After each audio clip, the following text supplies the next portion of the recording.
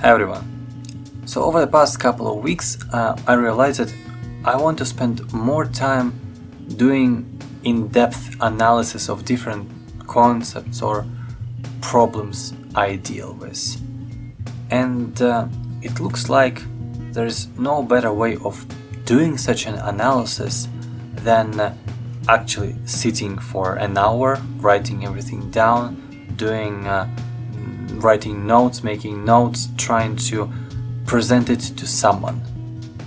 And I decided that since I don't really have many people to whom I want to present it to, why not to present it to the internet?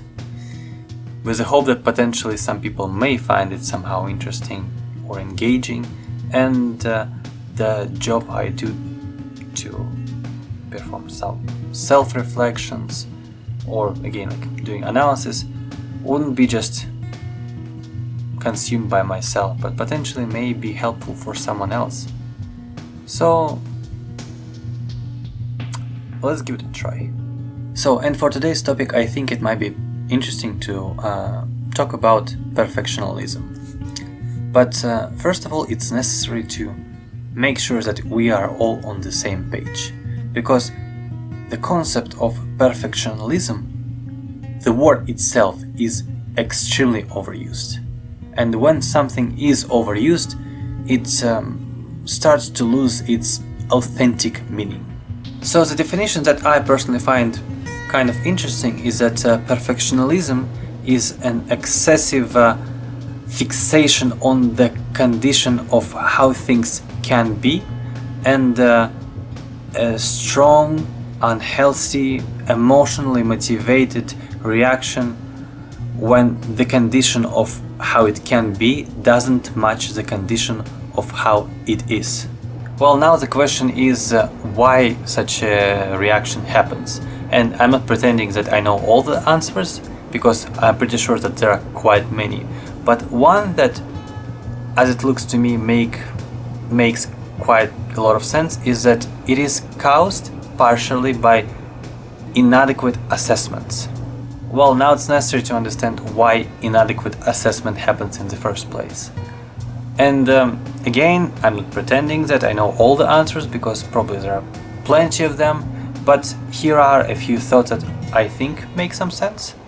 And first of all, it happens because of internal insecurities and potential traumatic experiences.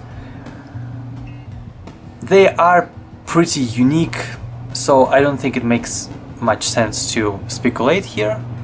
However, another thing that potentially may cause inadequate assessment is influence of idealism. And idealism is a more interesting thing to talk about. What's interesting about idealism is that idealism tends to camouflage itself to look like a rational way of thinking. Because idealism, it's basically about a belief that better it is, the greater your case. And since we all want to have the greatest case possible, let's make it all as better as possible. So since there is this rational approach, I find that idealism is excessively dangerous to those people who tend to heavily appeal to a rational way of thinking. And I say that there is a danger because simple rationality isn't always the answer. So when I think about all this, one thing that comes to my mind is a novel that's called «Сегодня была война». I think it can be translated to English as «Today it was the war». Like, it's a small, not very famous book, probably not even translated to English, so don't mind much. But anyway, the whole story is that the main character, who is in his mid-20s, very interested about history of the Second World War, lives in Russia, and somehow, magically, he does time traveling out of nowhere and appears to travel from his time of like 2008 or sometime around that to the year 1940, so like 1 year before Nazi Germany invades Russia. and he wants to help Russians. Like, yeah, Russians are going to win, but anyway, he wants to prevent such a destruction of his country. So he finds a way to speak to Stalin and explains that the war is going to start in 1941 and he needs to be ready. Stalin believes him and starts to prepare the country. And there was a particular thing that's taking place on a polygon, a testing field, where Soviet tanks are tested. And there are like 10 tanks that are tested and doing rides here and there, and it happens that 20% of those tanks don't pass the test, because usually when you invent something there are always a lot of problems with new types of machinery. Like with tanks, there might be problems with engine, with transmission, with turret, a lot of problems. And Stalin speaks to one of the designers of that tank, and the designer tells Stalin that I'm so sorry that 20% of our tanks don't pass the test. You know, I think the best thing to do will be to give us a year and a half, and in year and a half we are going to fix all the problems and we are going then start a mass production of a new version of tank. It was T-34, and they're like, let's not do mass production of T-34 since there are a lot of problems with this model.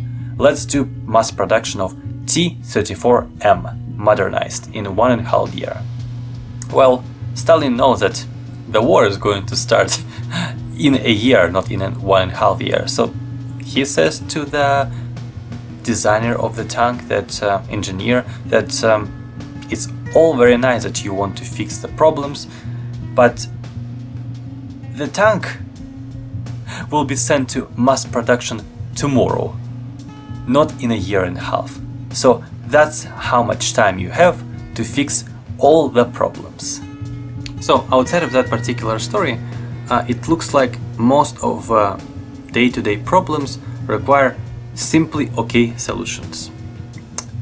But like the story of Stalin, the real thing that needs to be done is to identify the actual issue. And it looks like the actual issue is not that there are a lot of problems that can't be addressed properly, like the tank with tons of issues that it has.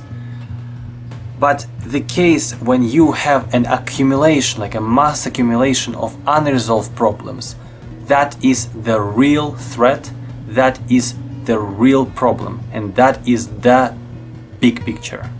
So when a desire to attempt to address all the problems properly prevents the problems from being addressed, and it causes mass accumulation of those problems, that's where things start to go really bad.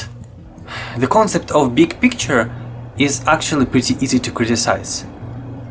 Like if we take the case of that tank designer who speaks with Stalin, and I can imagine that tank designer wasn't very happy about Stalin's vision, because the tank designer knows what are the problems and he knows how to fix them properly.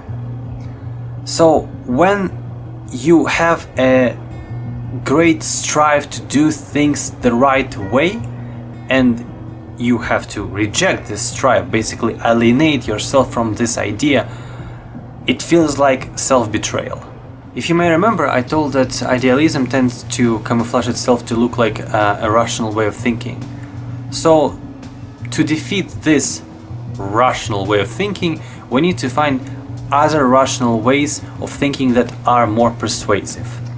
And a good thing is that, psychological fact, humans are more afraid to lose than to gain. So if we create a condition where there is a fear of, for example, lost opportunities, then it's going to be much easier to stick with this way of rational thinking rather than sticking to unrealistic ideals. So if we think of perfectionism as a desire to spend too much time doing something, it is a good idea to calculate the value of time. So here is a concept of a learning curve. Basically how it works. At first, when you start doing something, you gain a lot of knowledge. Then, while progressing, acquiring skills, you start to spend more and more time and get less and less return on your time spent. So here are a few examples of how it works.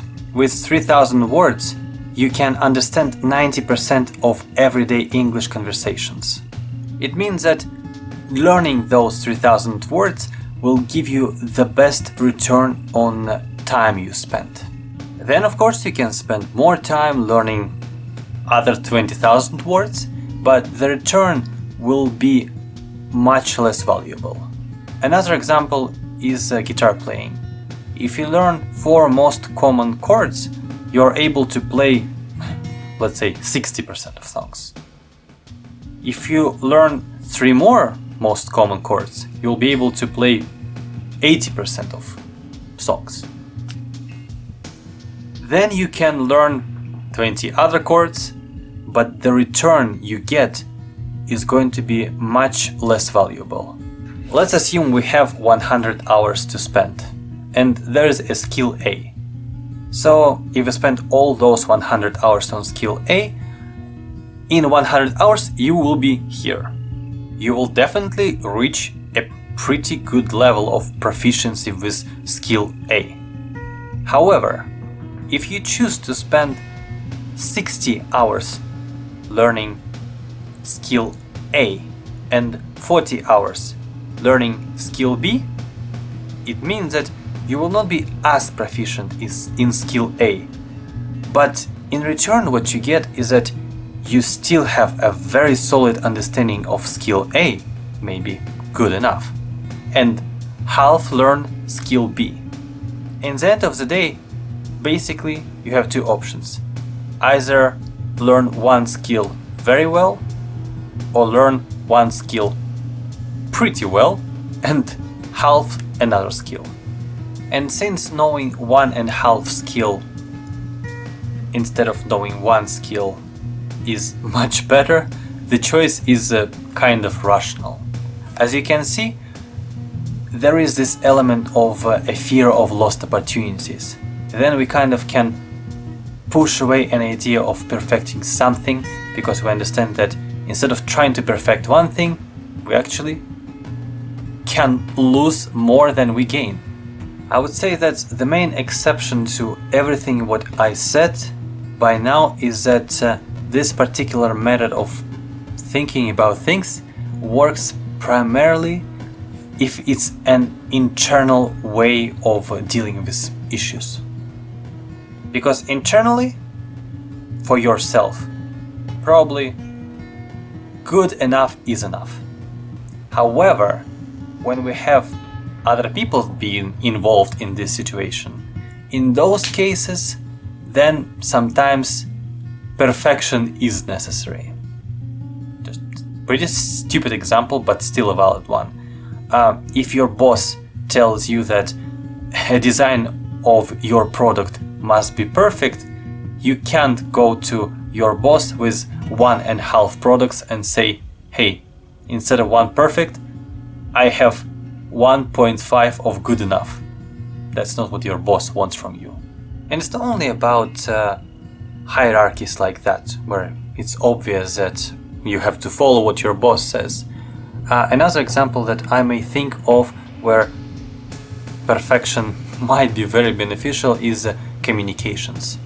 For example, your partner might not be okay if your communication is good enough.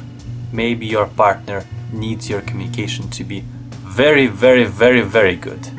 Then it would make sense to perfect communication, since you may lose your partner. Well, that's everything I wanted to talk about today. I really hope that potentially you were able to learn something new or gain a couple of new alternative perspectives, because even having alternative perspectives is already quite beneficial. And I'll see you all next time.